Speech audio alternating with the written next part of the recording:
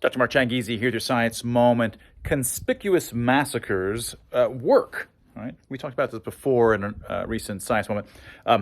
The big PR win for Hamas wasn't because Israel responded militarily.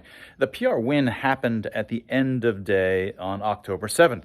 The massacre itself was the PR win. So why, though, exactly is that?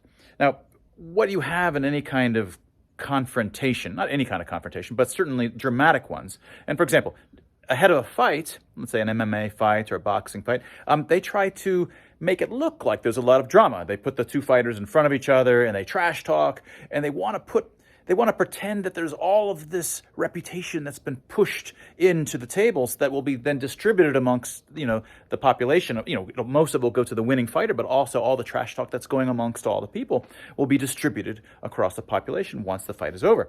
And they want to hype it so that people are interested to watch. They're interested to watch the fight, but as I've talked about in hundreds of videos ago, they're really interested itself in the reputation transfer, watching the win occur in that reputation to then be dispersed. That's a lot of why we're interested, which is why they hype it. People want to see the humiliation. The humiliation is the reputation bleeding out, in some sense, out of somebody's coffers of reputation and spreading to some other opponent's side. Now, what you had in the case of course, Israel and Hamas is years and years of conflict, but also lots and lots of trash talk. We're going to do this. Oh, no, we're going to do this, right? And by the end of October 7, it was a call, in some sense. There was a call. The cards were laid out on the table. And on that day, Israel was humiliated. They lost that day. The massacre was the loss, right? There was a call. They lost. And then all of that reputation, all that drama that had been sort of pushed at stake gets distributed towards Hamas supporters. And when there are those kinds of redistributions of reputation, what happens? People come out of the woodwork and say, oh, yeah, I was for that fighter. They may never been that much into that fighter, but suddenly they're really enthusiastic about that fighter who won because they saw the drama, and they want to say, I was for that fighter, because then some of the reputation which is being distributed around comes to you, and you rise. You go, oh, yeah, it looks like Mark was always for that fighter, so he's now kind of cooler and higher reputation because he was on that fighter's side. And it's this, of course, times thousands when it's actual lives on the line, like occurred here.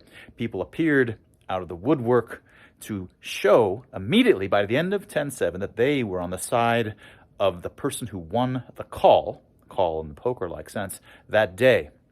They wanted to show, look, I'm on that side, and I'm rising in reputation because look how humiliated my opponents are and how rich we have become in reputation.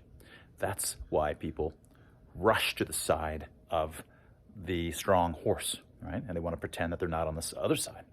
So this is why massacres work. This is why there's a whole new generation of folks who are anti-Israel, because they saw this and they saw it as weakness on Israel's part. They're not consciously thinking this through. But when these events occur, it pushes people to the side of the strong horse. In this case, the strong horse, and the one who was doing the humiliating was Hamas. That is what brings PR wins, unfortunately. That was your Science Moment.